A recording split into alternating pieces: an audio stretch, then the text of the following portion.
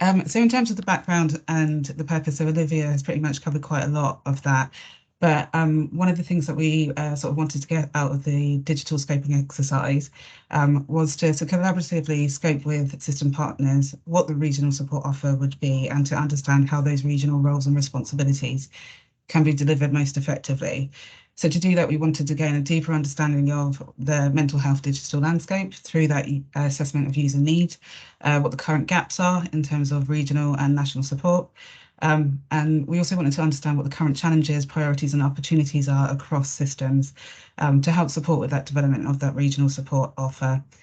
In addition to that, we wanted to understand what the current priorities are, so to highlight where regional support would add most value.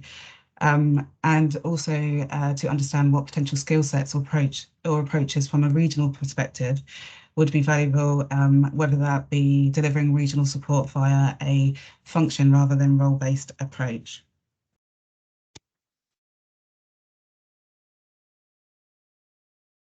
So in terms of the approach, initially we developed some key lines of inquiries, and these were aligned to the 5 core digital priorities for mental health, and were the sort of inquiries that the region wanted to explore in more detail through a series of engagement sessions with ICS, regional and national colleagues. So this was really questions around sort of priority 1, which is around ensuring that the digital basics are in place. Priority 2, ensuring that data sharing across systems and organisations. Priority 3, improving how people get the support that they need. Priority 4, supporting the workforce to deliver the highest quality of care. Priority 4 is around embedding digital products and services in mental health pathways. So the aim of the engagement sessions was to gather that feedback from key stakeholders by identifying what was needed at a regional level to support effective delivery of those priorities. These sessions were held virtually with representation from both clinical and digital leads at provider, ICS, regional and national level. Alongside the engagement sessions, we also developed a digital maturity self-assessment and shared this with ICSs to enable systems and providers to consider their current position in terms of priorities and digital maturity, but also again to provide that opportunity to highlight any current successes, challenges, gaps and opportunities in relation to what's currently being delivered around those priorities. And then in terms of the outputs from the engagement sessions and the self-assessments, these have been analysed to support with the identification of key themes and inform some of the next steps in terms of the design and the delivery for the regional support offer. So in terms of the next section, we're going to go through in a bit more detail around some of the finding and the key themes. So go through the results from the self-assessments, and then I'll hand over to Beth, who is going to talk in a bit more detail around the feedback around the digital mental health priorities that came through via the engagement sessions. And then we'll also have a look at some of the feedback around that came from the national team, and feedback around those regional roles and responsibilities.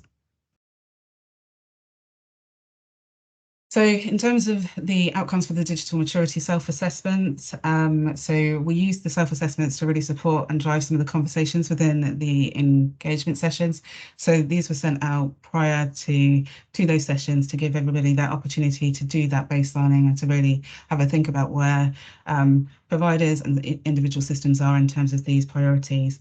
And in terms of some of the high-level sort of findings around maturity, in mapping the responses provided by ICSs, it did highlight that there's varying levels of maturity across ICSs and more granularly across the digital priorities for mental health. A number of best practice examples, which Beth will go into a bit more detail later, were highlighted, and overall maturity against a large proportion of the digital areas of focus are well-defined or managed. So maturity against core digital priorities for mental health, it was found that they are more defined and managed where there's an established digital leadership and digital strategies and plans in place, both at provider and ICS level.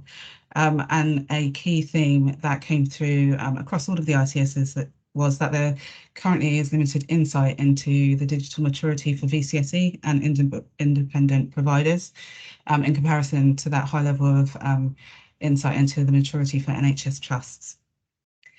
So in terms of some of the key priorities that were identified across the ICSs, the following areas of focus have been identified as high priority. So that's around governance and operating structures, that frontline digitalisation and digital maturity, so achieving the minimum digital foundations, data and data quality, so but specifically looking at using the data to make meaningful improvements. Digitally enabled pathways of care, so increasing digital options within care pathways, but also enabling service users to make safe, to have opportunities to make safe and informed choices. The final couple were around sort of digital workforce skills and training, so using digital productivity enhancements to release time to care. And another key thing that came through in terms of high priorities was around that assurance of the quality of digital products and services that are available. So the next following two slides just provides a bit of a summary in terms of the returns for the self-assessments and enable us to sort of map and have a view of where everybody was in terms of maturity level and priority level. So the first one sort of sets out the current maturity summary based on the feedback that was provided by ICSs. Essentially, we asked each ICS to have a look at each individual priority area and those key areas of focus, and to essentially sort of benchmark where they believe they currently sit in terms of maturity and ability to deliver on those priorities. And the second slide, again, sort of follows the same principle, but sets out how some of these priorities are viewed from an ICS perspective. The key thing about this is it enabled us to sort of identify where there is key priority areas in common, which means that potentially that could be areas of focus going forward in terms of that regional support. So I'll hand over to Beth, who's going to go through in a bit more detail the information that was gathered as part of the engagement sessions. Thank you, Smart. I'm just going to apologise in advance as somebody has started drilling outside my house. So I'm hopeful you can't all hear it, but it is incredibly off-putting for me, so apologies. So yeah, my name is Beth Martin. I'm a business analyst at SCW and I've been supporting with this work. So I'm going to start by sort of going a little bit more in depth at the feedback of each of the priorities, then have a look at some of the feedback we got from the national team about what they're expecting, and then some more feedback on sort of 6 questions we asked about regional roles and responsibilities, and then I'll summarise at the end. So if I just start with priority 1, so this is about ensuring the digital basics are in place. So this is about sort of digital leadership, governance, infrastructure, things like that. And the key reflection we had is that there's kind of varying levels of digital leadership across the region. And I think, you know, given the change to ICBs, that's probably to be expected. There's some really good examples of mature leadership in the region. So, for example, right hand side there, we've got mature infrastructure at BHFT in Bob, and also in Hampshire and Isle of Wight, they've got an ICB digital team, a digital strategy group that's got view of the whole portfolio. And they're also at the moment recruiting into a digital program manager role, so that person will have be embedded into the mental health team, but then obviously linking in with digital to make sure they're working towards the priorities sort of together and everything's aligned. And just to flag that the examples of existing work, it's not a comprehensive list, otherwise the slides would be very long. It's just picking out some key sort of examples across the patch there as well. So we've also got some feedback that obviously the mental health system extends far beyond the NHS. There's lots of partner organisations involved, voluntary sector, drug and alcohol, housing, for example. And I think some areas we're feeling that governance around sort of working collaboratively could be tightened up a little bit. So there could be some opportunity there for the region to sort of add some support in there. And then so following on from that, how else regional support could help? I think a key theme that gets picked up throughout other priorities is that funding, and more specifically kind of inconsistency of funding, can prove quite a challenge. It can sometimes hamper sort of developments, and pilots can get picked up and not necessarily taken forward for development because the funding's not there. And that's a key challenge that a lot of people are facing. So if there's anything the region can do to kind of help identify funding opportunities, support applications, things like that, that would be really beneficial, and that was flagged up to us as feedback. So if you could move us. Beth, we cannot hear the drilling, but you are very faint. I don't know whether you can do something with your mic. headset and see if that helps.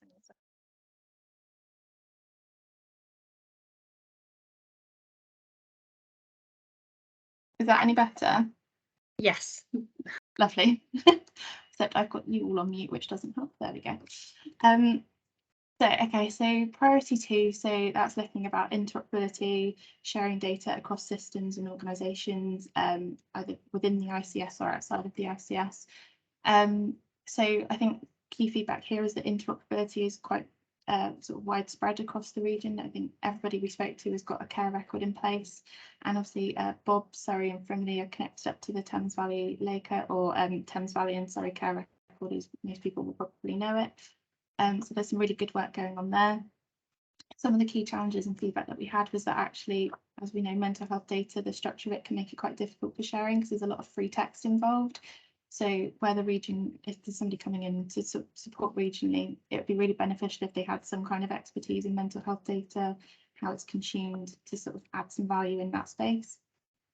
Again, looking at collaborative working, that I think sharing with other organisations, partner organisations, voluntary sector is on the roadmap for a lot of people, because it would really help to support patients and make their care a little bit more joined up.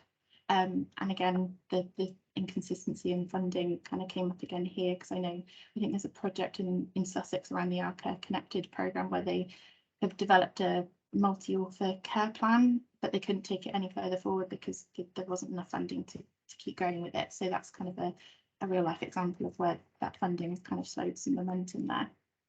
Next slide, please. Thank you.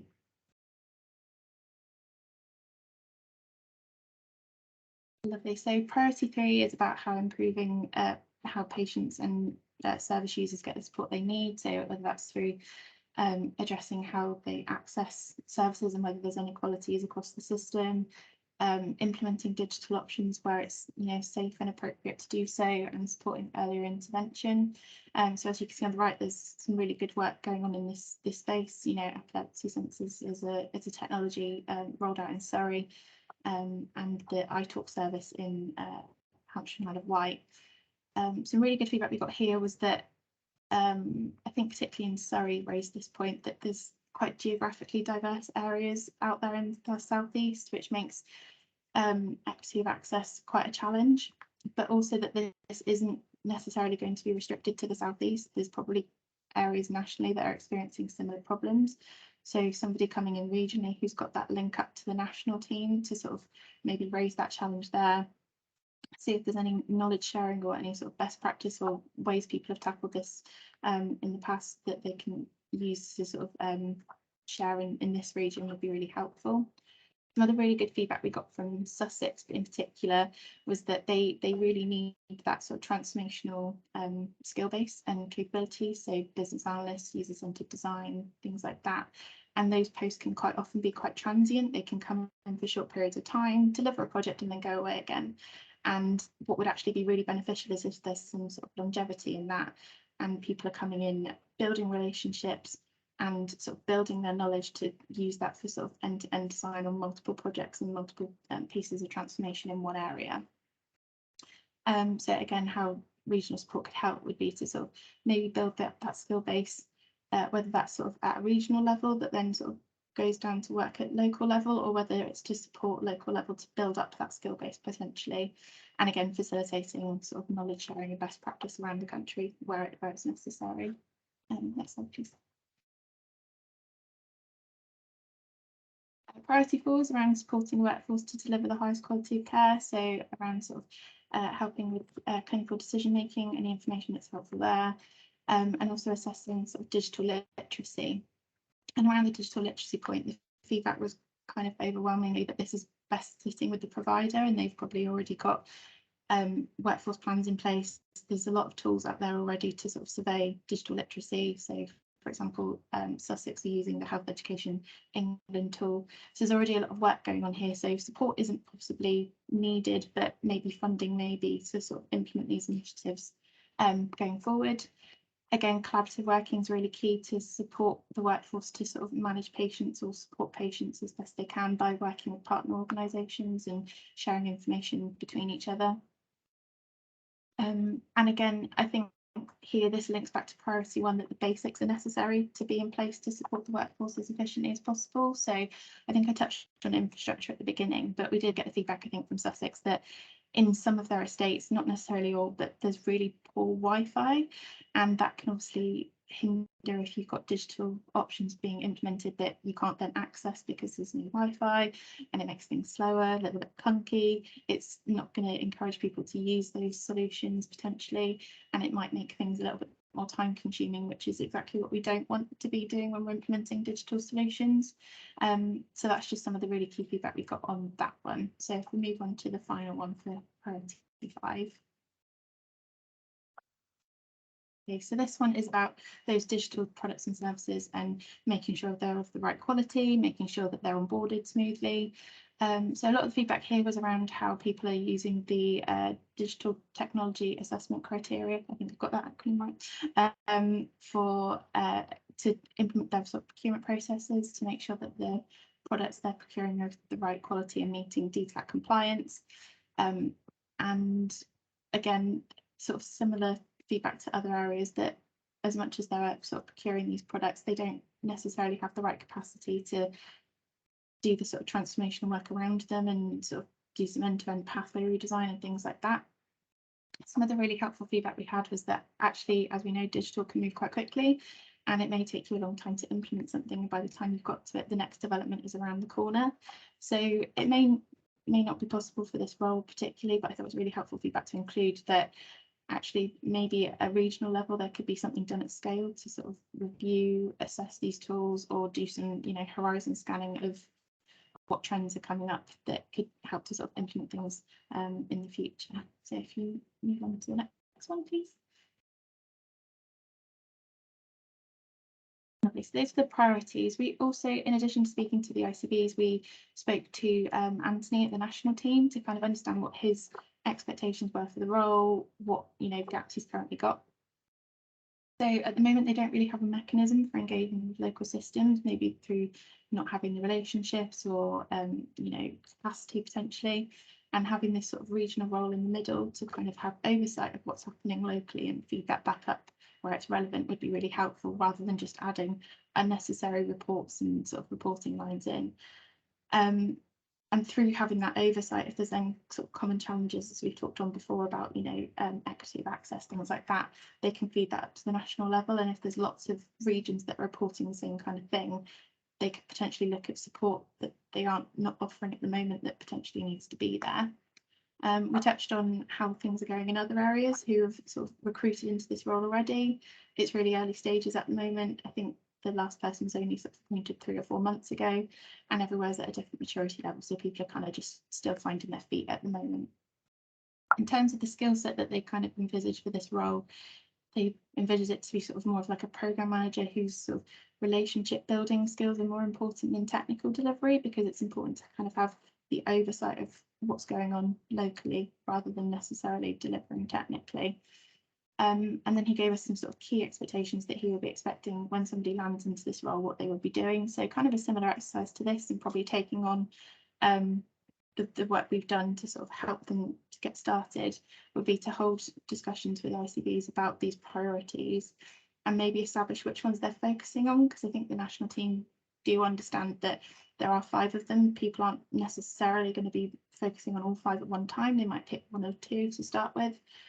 And if that's fed back up to the sort of national level and they can collate that and they can see across all of the regions, maybe, for example, everybody's focusing on 1, 2 and 3, they could then have a look at 4 and 5 and see if there's any additional support that's needed, just as an example. So that's kind of the feedback we received from the national team. If you move on to the next one, please. And then we asked 6 specific questions around some regional roles and responsibilities. So these were just in the engagement sessions. We didn't ask these in the self-assessments. So digital investment plans, I believe, are already underway, and I think due to be submitted by sort of the end of the year. And overwhelmingly, the feedback was that they're already in development. They've already had a lot of regional engagement. I think some areas did say that they might want some help to sort of have a bit of oversight to help to scope any of the projects that are in that plan. But that's sort of the overall feedback there. Regional projects and programmes, again, people sort of suggesting that anything that's run regionally should only be where it's going to add value and the work can't be done locally and nationally. And that there's been some sort of regional support for sort of digital programs before, so for example, interoperability care records and things like that. But this role could help to build the relationship to bring mental health teams in perhaps earlier than they have been previously. So that's regional projects and programs. Representation, sort of linking back to other priorities about collaborative working and approaches and making sure everybody's got sort of a seat at the table to discuss things and make sure plans are aligned there with other organisations. And again, we had some feedback from the regional team and ICB representatives that there needs to be sort of a little bit of a strengthening between sort of the links between digital teams and mental health teams. So that's some key feedback there. With regional engagement, we asked specifically about the Mental Health Digital Forum, which I believe ran earlier in the year. I'm not entirely sure, but I know it's been stood down since. And we asked if it were to run again, what people's opinions were. And I think there's a lot of forums in the space, as I understand it, whether that's digital, mental health, but there's a lot of different groups. So if this was going to run again, there needs to be sort of a clear agenda, clear purpose. And I do believe it did have clinical representation and was chaired by a clinician. But for some people who maybe hadn't attended but wanted to sort of voice what it should look like if it ran again, they wanted to make sure that there's clinical and digital representation so that it's not sort of siloed, that everything is sort of talked about together. Clinical review of standards hadn't been addressed yet in some areas. Some people weren't really familiar with it, but I think SNOMED codes and understanding those came up quite a few times under that question. And data quality, there were a couple of areas who could do with a little bit of support to sort of bolster their data analytics capacity. But some of the key feedback we got was that actually it's really important to effectively communicate out to colleagues and staff who are recording the data why it's being collected, what the purpose of it is, so that they know why it needs to be of good quality. So that's roles and responsibilities. I think the next one is just a summary of everything we talked about. Yeah, lovely. So the 5 sort of things on the left are kind of themes that we picked up that came through sort of all of the priorities. So at the bottom there, inconsistent funding, slowing momentum was a really key thing that came through for a lot of people. And then on the right there were just sort of some suggestions about skills that somebody coming into this role at the region should have. So again, that relationship building, helping to share knowledge, understanding of mental health data, and sort of suggesting some funding opportunities as well. So that's kind of a summary of all of the feedback we had on each of those priorities and roles and responsibilities. So that's the final slide for me. I think the next one is just if we've got any questions. Thank you. I'll open to questions. Maybe do you want to leave the summary slide? And I think it's a small group, so everybody who wants to say something is able to say something. I guess the question is, does that reflect people's expectations? Is there anything else that people would like to add that hasn't been captured and is worth noting or including in this? Thank you. So summary of key themes.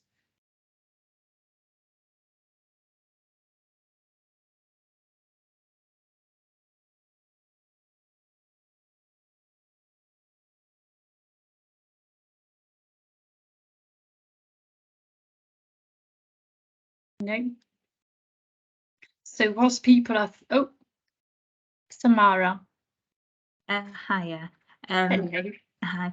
I work in the Learning Disability and Autism programme, and I understand there's a lot of crossover between learning disability and autism and mental health.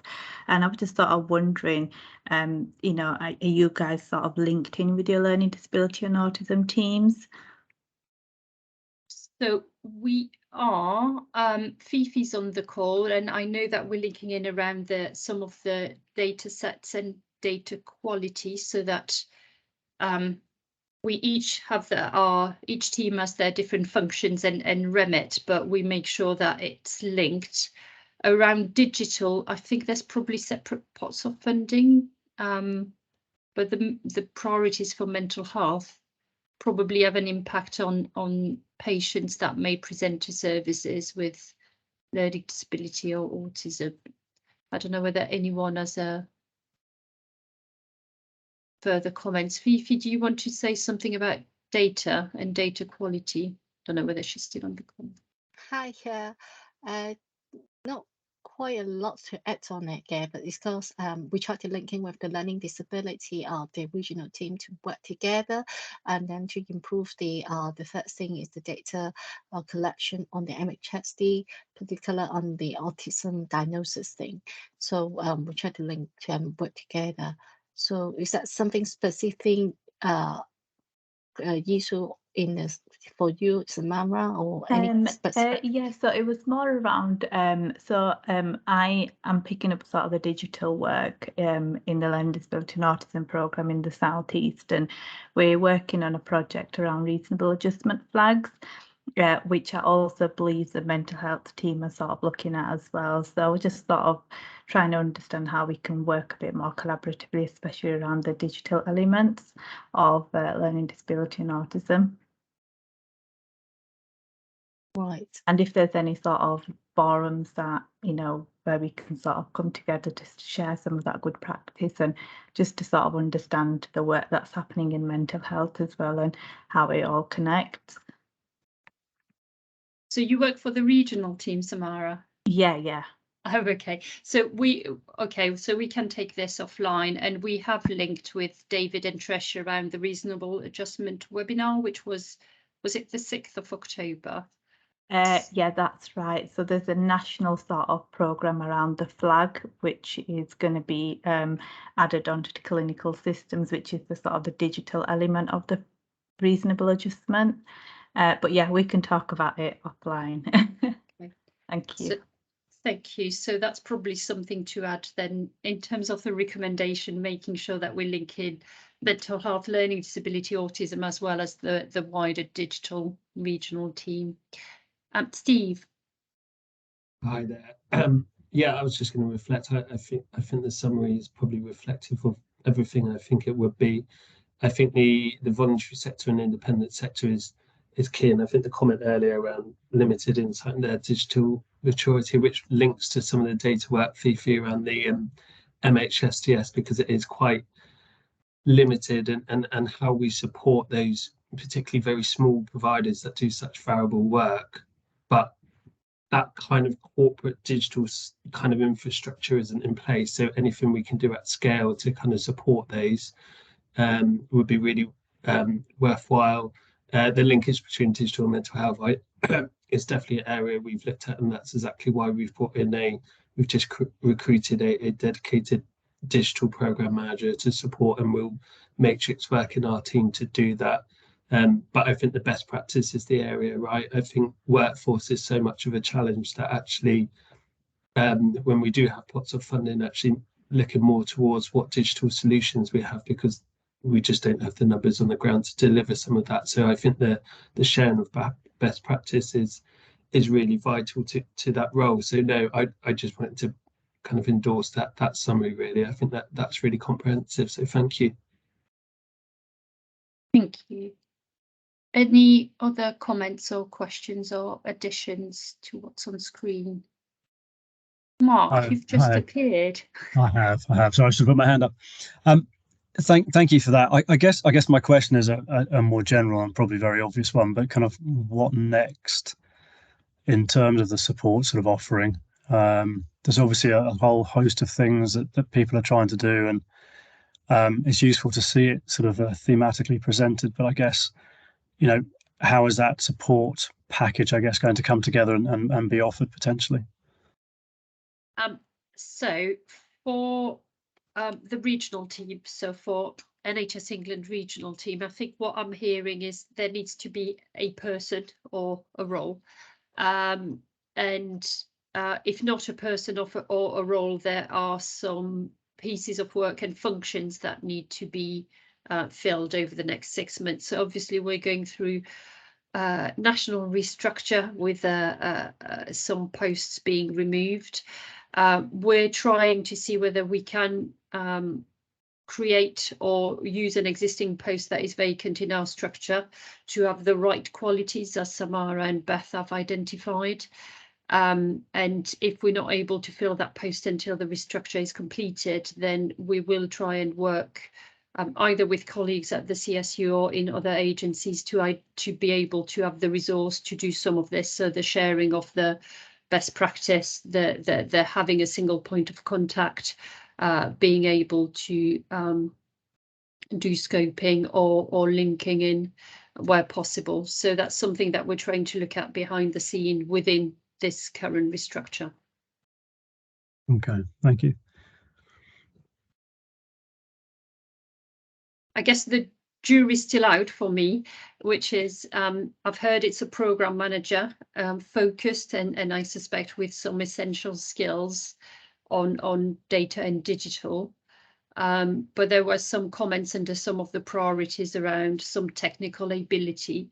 So I'm just checking with colleagues whether that's the kind of role or person or functions we're looking at. Really strong program management with some technical ability and pre-existing knowledge in data and digital. Yeah, I mean, I from the conversations that I had as part of this exercise, it just it feels to me like it's potentially kind of a number of roles. I mean, there may well be someone leading from a program management point of view, but it sounded like there was a number of kind of roles and expertise required, I guess, in these spaces. I'm not sure it's a one-person job, but it certainly felt like a number of different elements are required with a number of different kind of expertise to come with that. And whether there's one person kind of linking that's or signposting, that may be one thing, but yeah. It sounds to me like a number of a varying resource required, I guess. Can you be more specific about just a few of those resources? Well, I think just in the conversations I've had and some of the work that I'm involved in, that the requirement for kind of regional support is a varied one, and I just think that there may be all sorts of needs from with some of the programs and projects. How do we find certain funding? How do we help identify kind of benefits? How do we pick up an architectural expertise and whatever it may be? But it sounds like it's a kind of a varied kind of requirement, I think, for support. Right. So there could be a pivotal person that is the link person between mental health and digital, but then there could be ad hoc, discrete expert or subject matter experts brought in to. Okay, thank you. Thank you. Any more questions or comments from anyone?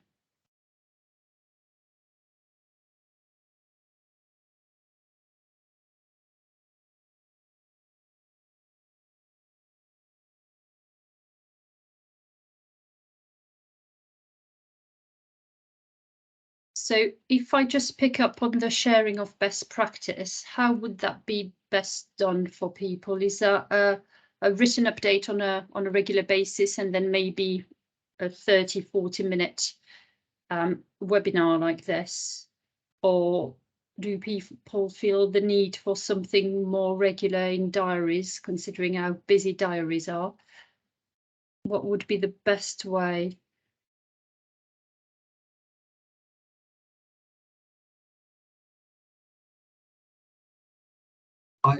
I think it's the form. I think something written is always useful to be able to read through and see the kind of the scope and the benefits and the kind of evaluation of what's been done, because some bits will be particularly relevant depending on kind of local need and local areas of priorities, and some won't. So I think it could be kind of underpinned by something in the diary on a kind of set frequency, and perhaps different systems can kind of bring their presentations or areas of good practice to that. But yeah, something written always does help as well. Okay, so we'll take that forward. Thanks, Steve. And Katie's asking whether anyone has experience of commissioning Couth or the adult tool.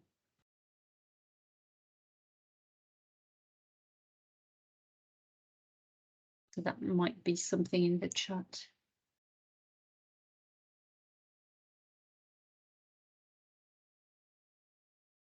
Any final question or comments? I'm not inclined to keep you if there's nothing else to say, and colleagues have done a good job of summarising everything, so we'll share that with the link to the recording.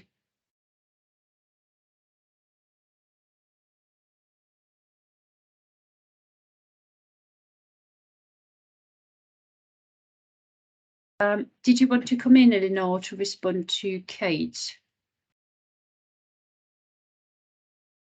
No, I was just responding in terms of the COOT. We don't Right. create the CAMs, but not the adults. So.